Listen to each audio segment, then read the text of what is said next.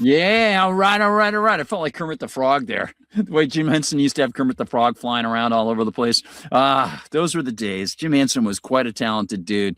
All right, so let's talk a little bit about the bad guys who are out there. And we're going to fit them, plunk them down into their appropriate spots. Most of them coming from or going to back and forth the Middle East, and in particular, Israel.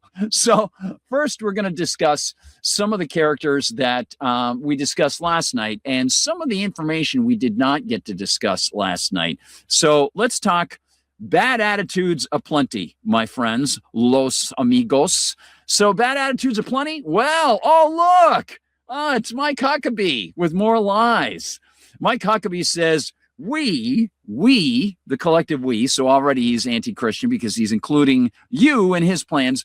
We should never forget the Jewish foundation that the United States was founded on. He says if we, in other words, your life is his, forget the heritage, i.e. Israel, the Zionist political state we came from, which we did not, we will no longer be the great nation we became. Yes, indeed. Mike Huckabee, super ego, super genius. Here he is. Celebrate the heritage that as an American I have, thanks to the Jewish foundation upon which the United States of America was born, and that if the United States ever forgets its heritage and forgets the God of Abraham, Isaac, and Jacob, we will not be the great nation that we have become. And God bless the state of Israel. Yeah, how about Jesus? Did you ever think about maybe the whole New Testament thing? You know, how Israel is now the disciples of Jesus, the followers of Jesus. You ever look at the words there, buddy? And besides that, how about this? How about for a Christian, it takes a heck of a lot of gall and anti-Christian ideology to say, I know what's a really good idea. I believe in, those old Judeo values. So I will covet my neighbor's property, steal it from him, and enslave him. Because that's all right there. It's perfect for Mike Huckabee to take your money so that, of course, as we'll see, lots more bad stuff can be done to people in places like Gaza, Lebanon, and yes, the West Bank. They're taking more land in the West Bank. It's just fantastic. Wait till you see the way this one was reported. As a person who used to work for MRC TV, and you probably noticed the same thing. Oh, and thank you for the exceptional work, David Knight. Thank you. Let's check out something I was going to play last night, but we had such a great conversation with Jacob Hornberger, which you can find as a separate video over at Rumble and over at my X feed and over at YouTube actually now too. We didn't touch on this, but there are a couple videos here that I think are important. One of which, this flash grenade thing is just unbelievable. And David's got the extra information that I did not know about what had happened to one of these people. And a divine right to rule over other people, do whatever they wish. These people do it as an ethnic group. That's what Zionism is about. The Jewish guys you heard there pushing back against that. Here is another this is a Jewish American orthopedic surgeon, Dr. Mark Perlmutter. Sorry. Now, many of you have probably seen this before, but I want to introduce it at the beginning of the show again, because these are things that Mark Perlmutter saw a while ago. He hasn't been down there again for a while, but he saw those a while ago, and they're still going on. And it's very strange to be, walking in the supermarket or whatever and see the price effects of the Strait of Hormuz closure and that sort of stuff. And, it's impossible. It's impossible to connect with the losses and terror of these people. But let me just, obviously lay this out at the beginning of the show. And he was a volunteer to help people in Palestine and in Gaza. And this is what he saw. Him witnessing two children being pushed into the mass grave by Israeli soldiers with a bulldozer, and then their cries being muffled by the dirt that was poured upon them while they were being buried alive. And then when the bodies were excavated, the red and green shirts of these kids, whose hands were tied behind their backs, were found. That type of monstrousness, that level of heinous behavior can only happen if your hatred is is formulated by design from your birth.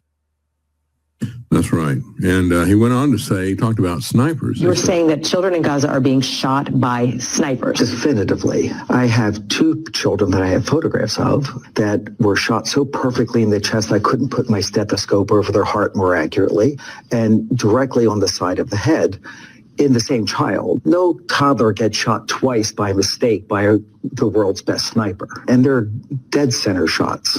All of the disasters I've seen combined, 40 mission trips, 30 years, ground zero, earthquakes, all of that combined doesn't equal the level of carnage that I saw against civilians in just my first week in Gaza. And when you say civilians, is it mostly children? Almost exclusively children. I've never seen that before. Never seen that. I've seen more incinerated children than I've ever seen in my entire life combined. I've seen more shredded children in just the first week. Shredded? Shredded. What do you mean? Missing body parts, being crushed by buildings, the greatest majority, or bomb explosions, the next greatest majority. We've taken shrapnel as big as my thumb out of 8-year-olds, and then there's sniper bullets. I had children that were shot twice. Isn't that amazing? Yeah. Targeting the children. That's exactly what this is truly about. And what is it for? Well, it's for land. And that's what they're doing in Lebanon right now. You got settlers there who are stealing the land in Lebanon. There's a picture of it.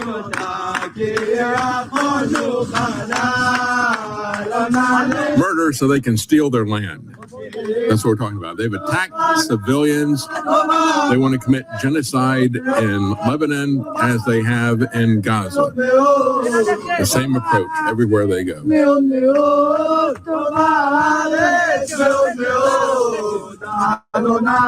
It's amazing to listen to these people as well. When you listen to Netanyahu uses the language of the Bible, Amalek, which is basically saying, we want to extinguish each and every one of them. When he refers to Amalek, what he is talking about is the people that they consider to be insects. We'll show you the bombing thing a little bit later on. I got to find that one. And let me head on over to this one, to the theater of the absurd. Let's watch, of course, Benjamin Netanyahu today. This is just unbelievable. Trump, says Bash, is considering giving Turkey these F-35s. Now we start to open things up to the events of the day.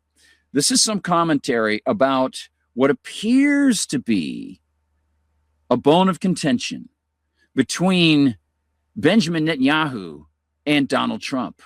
Just like we saw a couple weeks ago where, of course, Donald Trump and J.D. Vance both spoke up and said, you don't have to tear down whole buildings and kill. You can't win just by killing, just to get Hezbollah. You don't have to bring down a whole building. And anybody with any, memory or eyes or ears might say, it's kind of strange because for a few years now, that's exactly the same modus operandi they've been taking inside Gaza in the occupation zone that they've been occupying. And not only that, Hamas was paid by Netanyahu in the U.S. So what exactly are they doing when they're complaining about Netanyahu going after Hezbollah, and they're not complaining about the same sort of MO when it comes to Netanyahu's activities inside Gaza? Well, obviously, it's theater, and they want to distract people. They don't really mean it, and the way you can tell that they don't mean it is they don't cut off the weapons. It could stop tomorrow if they cut the weapons off. Even if they stopped sending parts for repairs, they could cut it off. They could stop this slaughter in southern Lebanon. They could stop the ever-growing encroachment past the yellow line to a new orange line in the tiny strip that's not cancer-ridden inside Gaza with Israeli occupation forces. And yet Dana Bash seems to not be aware of some of this theater of the absurd and asks this. President said this morning that they are great friends, and not just the two of them, the countries of the United States and Turkey, and that Turkey is perhaps a better ally than other so-called allies. So he is considering giving the country these planes, F-35s. Well, as I said, it would destroy the power balance in the Middle East because Turkey, I think, has aggressive aspirations. I mean, they openly say that. They want to restore the Ottoman Empire. The Ottoman Empire. Okay, so let's just get this straight. This is the man who literally stood in front of people with the map of the Greater Israel Project. This is a man who, along with the other members of his party and people inside the Likud, were the ones who used the term from the river to the sea. And then the Palestinians rephrased it from the river to the sea, Palestine shall be free. And he's talking about aggressive and land taking. Wow. Amazing. Just incredible.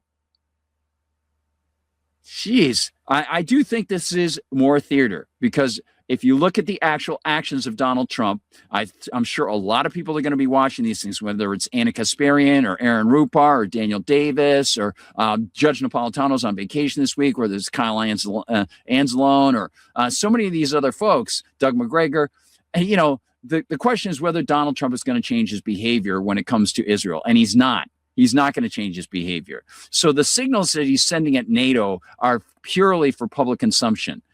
Not only included Turkey, it included many other countries, included Syria, it included pieces of Jordan, included all of. So it would be really bad if another country started to, carve off pieces of Syria, which is exactly what Israel did in the past year when Jelani got put in, and Jelani didn't stop them. They now have taken many more kilometers northeast of the Golan Heights. And then you've got this whole, we don't like this Jordan thing. Dude, seriously? You want Jordan? Wait till we see the West Bank issue. Present-day Israel included some Gulf countries. So this is not a force for peace and stability. And if you give this kind of radical regime that admittedly smiles to America when it is necessary, or smiles to the president of the United States when it's necessary, when you give them that power, you're going to see aggression in its wake. I wouldn't do that. I wouldn't do that.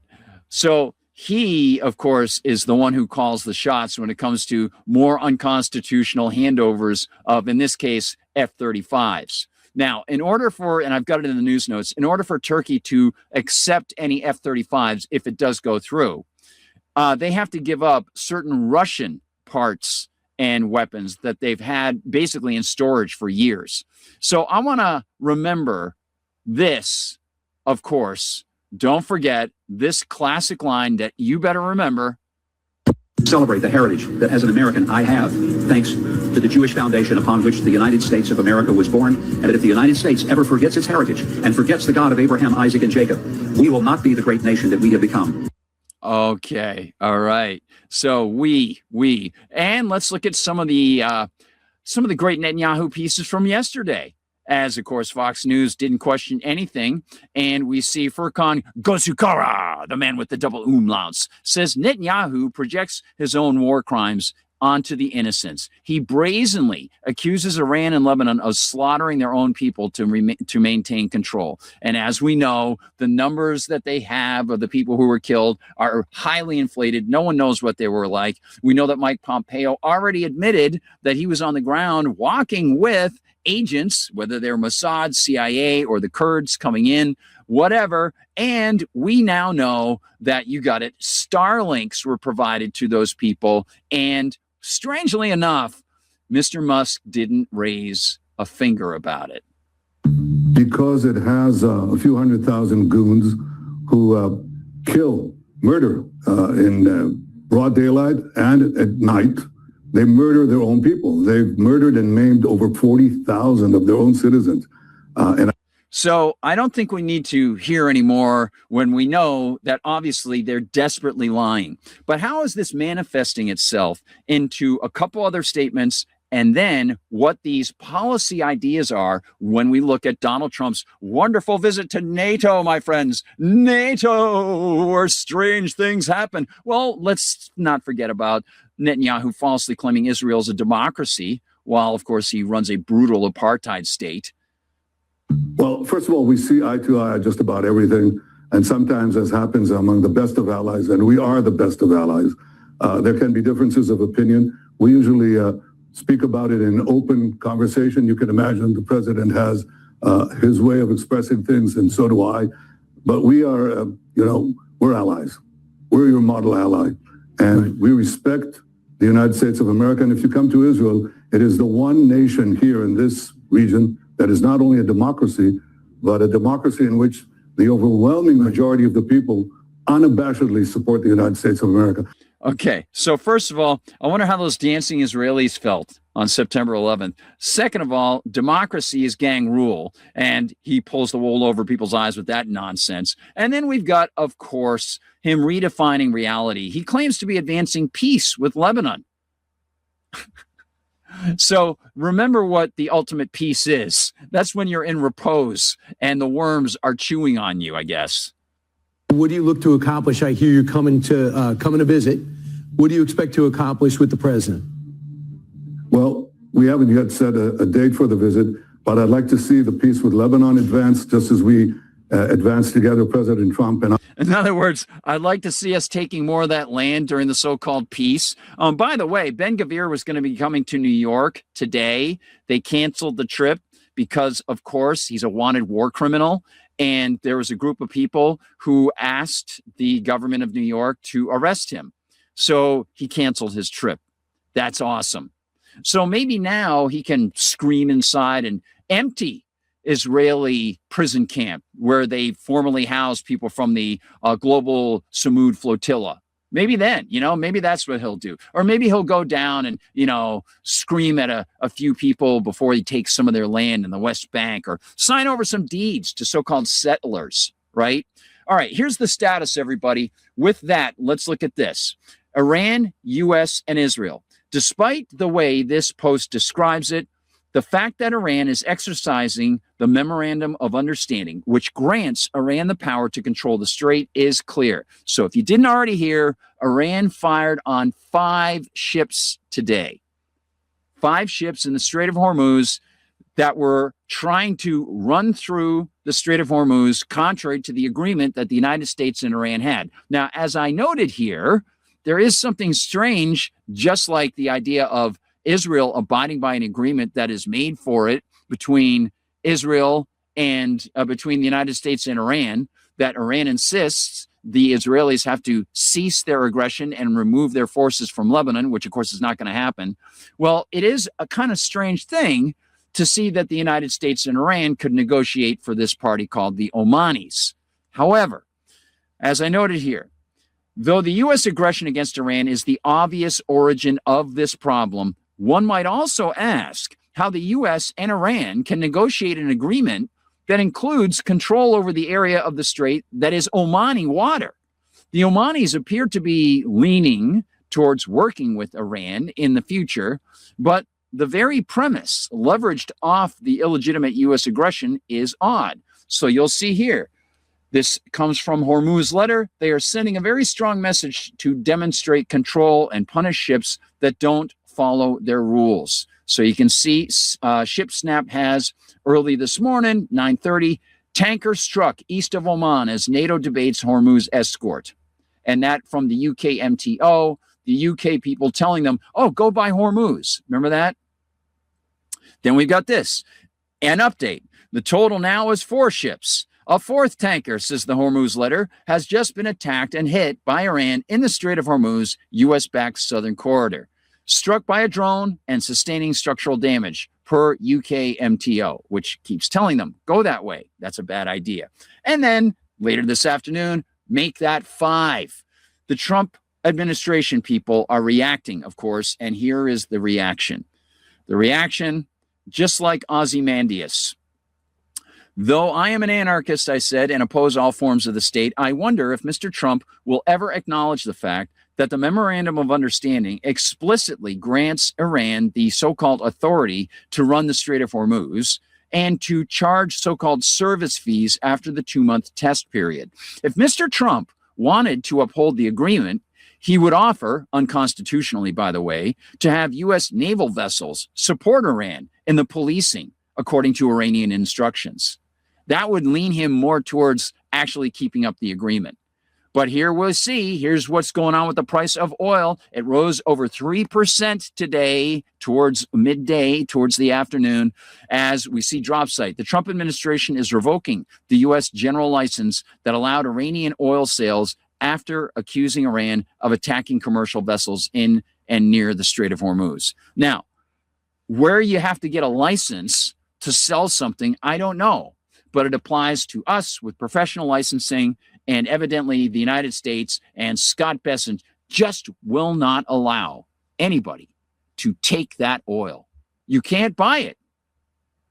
You can't buy it. You can't buy the oil. So again, what are the real world effects going to be? Within a few days, you got it. They're not going to have sufficient supplies of oil for diesel and jet fuel. And I want to give you a little fantasy fiction. This I think you'll find interesting. And we have some of the repeats coming with more fantasies from people like Huckabee and Netanyahu and so on. But I say, here's some fantasy fiction for you. Israeli ambassador Yekel Leiter says Jews do not use children's blood for rituals.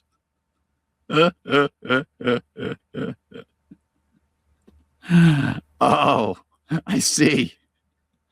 This literally coming from the people who claim that they're descended from the people who worship Moloch. I said, how did this fantasy character escape the pages of the Brothers Grimm? Check this dude out. This is astounding. When professors, students, and podcasters recycle grand lies about the Jewish people, we must defy connivance. We must battle the blood libel. Jews do not use children's blood for rituals. Jews do not poison wells. And Jews do not starve a population or commit genocide. It's almost as if he intentionally chose words that he knows are so obvious for the guilt of the Israeli government and the people therein that he's almost like doing it ironically. It's like, oh yeah, we don't starve. Dude, seriously, you were taking pot shots and dropping bombs on world kitchen workers. You were shooting starving Gazans, Palestinians trying to get to the food when you would open it up at the Rafah crossing. You stopped flotillas trying to bring food and medicine. And then not only do you stop them, you bring people into torture cells and sometimes rape those people. What? Yeah. Woo. Boy, that guy, that's some class action right there. That's awesome, huh? You know, for some reason, I'm thinking about the Dukes of Hazzard, you know, and how those good old boys, you know, they're in their jeans and dirty, and Daisy Dukes. I never even watched an episode, but I know, you know, the basic premise of it. And you know, the whole NASCAR thing, running the moonshine. That's how they started doing the races. I'd much rather hang out with those guys, those pirates, than these people in their respectable, tailored, bespoke suits. I wonder if they're woven to include the blood of the innocents.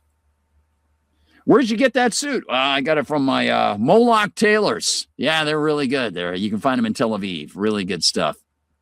All right, so I just want to show some reality after all that breaking. Israel has killed Mohammed Fawaz al-Wahidi, Director of Public Relations for the Egyptian Committee in Gaza.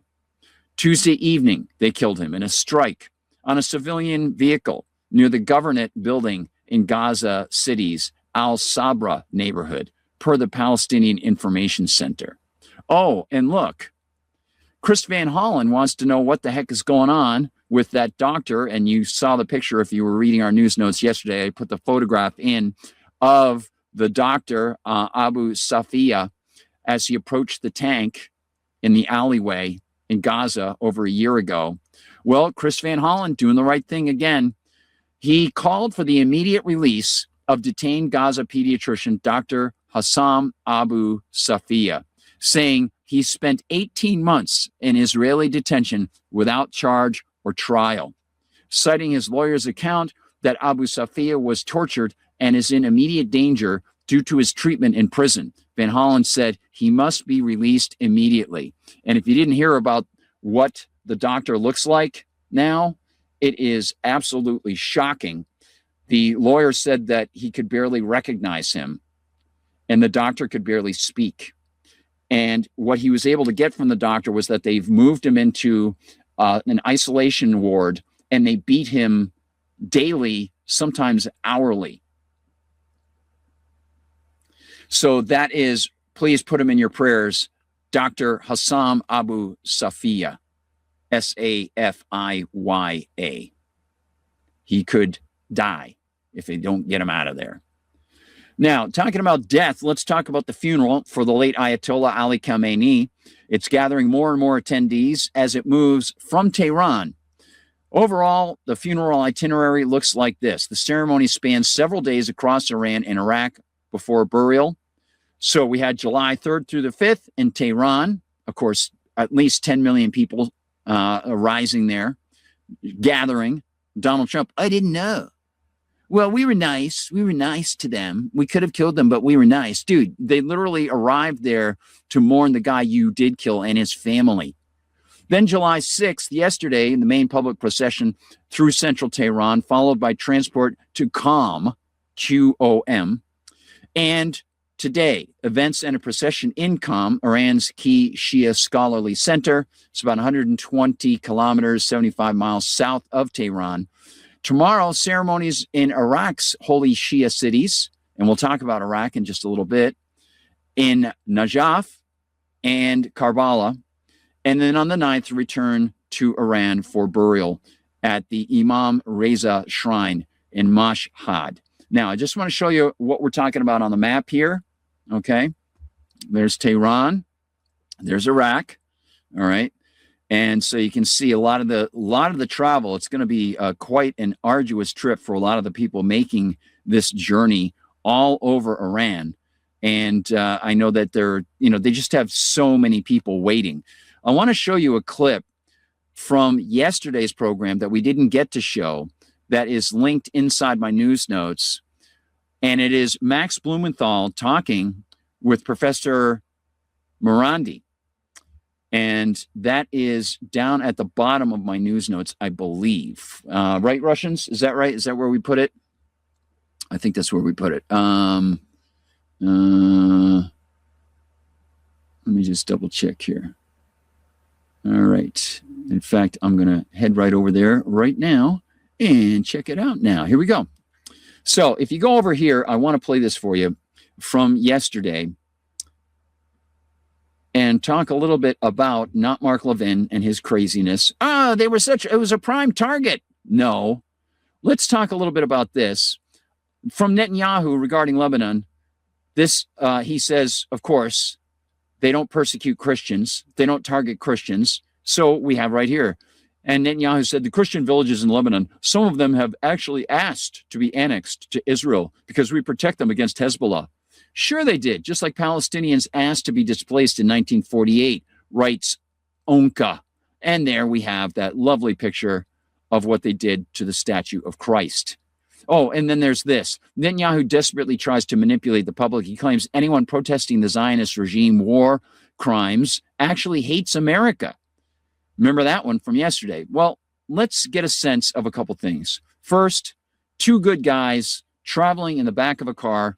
I want to show you how a man, Professor Morandi, a professor of English literature and Oriental studies, has the opportunity to tell Max Blumenthal of the Gray Zone what the deceased Ayatollah was like because he knew him personally and some of the man's genius. So, Professor Marandi, where are we going today?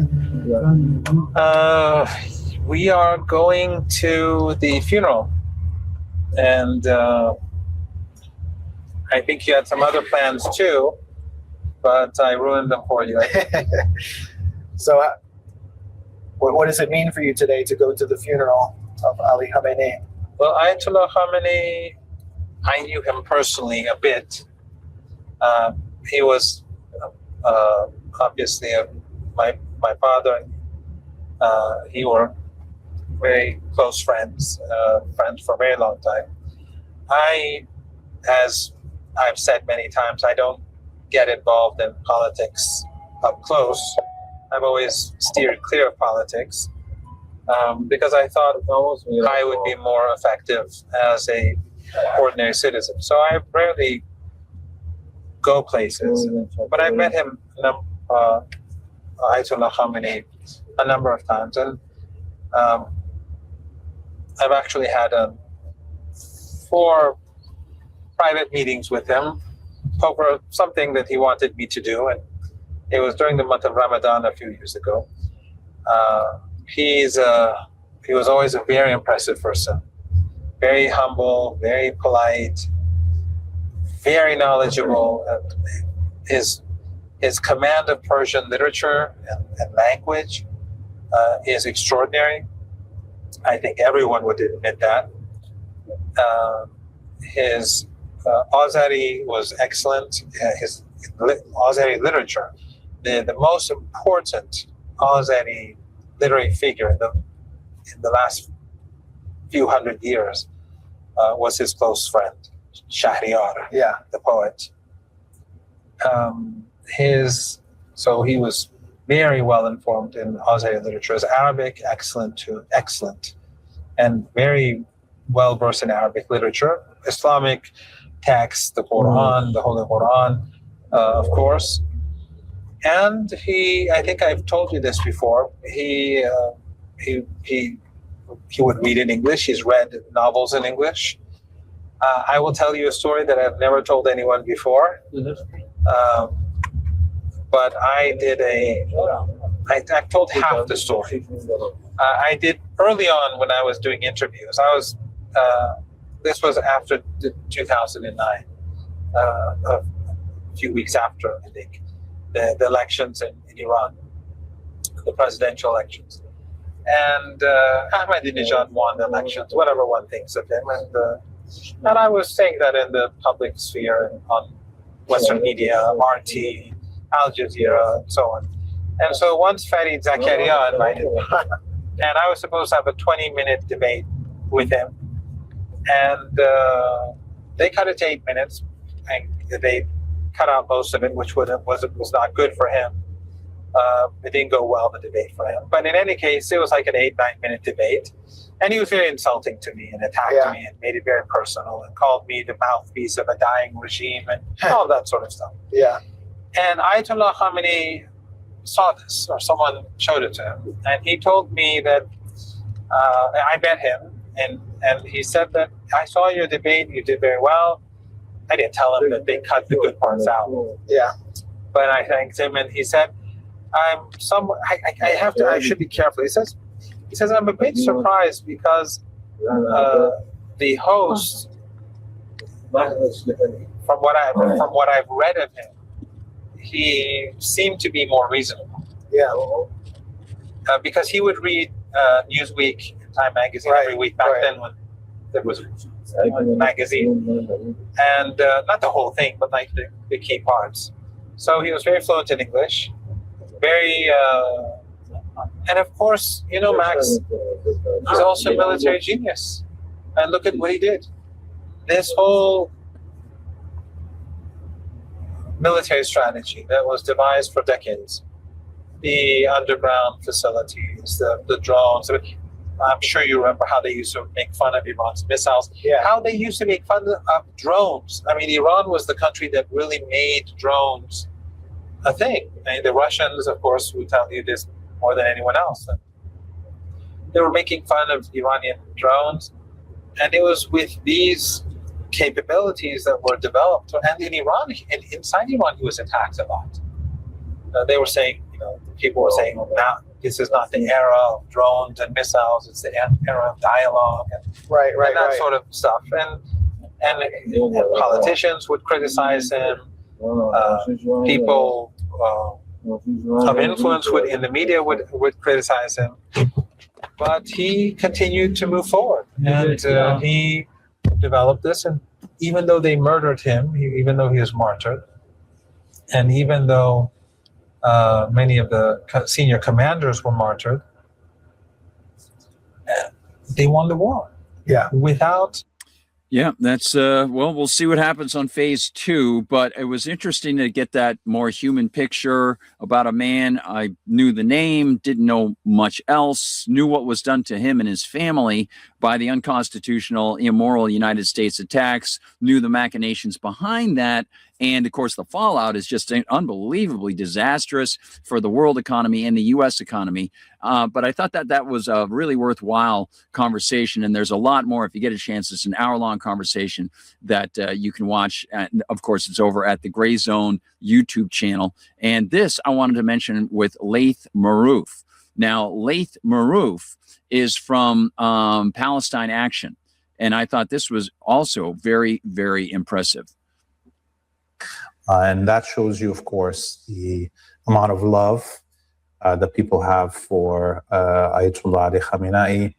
And it's not an issue of just love for a man, but a love for his path and his sacrifices and his, gifts that he gave to his people and the people of the region, the oppressed of the world, and the inspiration that this gives us as humans to believe that we can have a just society and direct the energies of our societies into bettering lives instead of imperial, capitalist, fascist, supremacist drive that directs the Western elite and their states. All over the last few days, we've seen so many different personalities from all around the world say their words in commemoration of Ayatollah Khamenei. Poets, this is something that we haven't seen in, I think, decades. Poets lining up to write poems commemorating this man. There will be obviously a lot of arts and culture that is going to be commemorating this moment. So I'll pause it there. And of course, Donald Trump, I don't think, had any concept of the can of worms to make it, to minimize it in a way he was opening. I do disagree with Laith Marouf in using the term capitalism, but it's been so sullied and it is so synonymous now with crony capitalism and fascism that, of course, the empire and the colonialism that is associated with fascism and special favors to corporations is almost impossible to disconnect from the term capitalism. So I try to use free markets more than I use capitalism as a term. It's the same thing that Sheldon Richman did as well. But I also want to offer you a couple other quick items when it comes to what's going on in the Strait and what's going on with Iran. Because if you see this strange, I think, theater that seems to be coming around as Trump goes to NATO and he speaks with Erdogan, and Erdogan suddenly has spoken up about Israel in even starker terms, talking about how they got to get out of Lebanon. Is he going to do anything? Just like Trump? Probably not. So let me show you what I think of this theater, and I'm going to turn to you inside Rumble, and I want to get your thoughts on this. So here is inside today's news notes. You'll see here, of course, terrorism, a lot of terrorism. Rick Sanchez has some information about Ukraine. We're going to talk about that in just a little while. But I want to go back to this whole push about the EU-supplied, U.S. NATO-supplied weapons that will be in Ukrainian hands in a few months. And I want to talk to folks about what's going on with Turkey. So, and then we'll also talk about Iraq. But the West Bank, here's this first. Key here is the swath of the West Bank that the Israeli occupiers claim, and they want more. So you can see this from the cradle. As this so-called ceasefire with Iran is happening, the Israelis are taking more land in Lebanon, South Lebanon, and in the West Bank. Now, notice here, Israel to expand illegal settlements along Jordan border. Israel's Ministry of Defense has established the, quote, Eastern Region Directorate to advance a plan for creating around 40 settlement points along Israel's eastern border with Jordan, backed by armed soldiers or settlers. Now, some people want to say, oh, but it's within their Israeli borders, right? And maybe they accept that as legitimate. Well, it's not even that. The initiative aims to strengthen Israel's presence in the area and the establishment of settlements, with the planned points stretching from Tzmak, the junction in the north, to the Havel Eliot region in the south, cutting through, you got it, the occupied West Bank. And there's some of the buildings that are going through the occupied West Bank. Director General of the Ministry of Defense, Amir Baram, said the director was created to coordinate state efforts in the region, warning of what he called a potential threat from the east. In other words, the people who don't want their land taken. That is some of what they're doing. So let's ask a quick question. What about Donald Trump and Turkey? And then we'll close things off with what's going on with Iraq.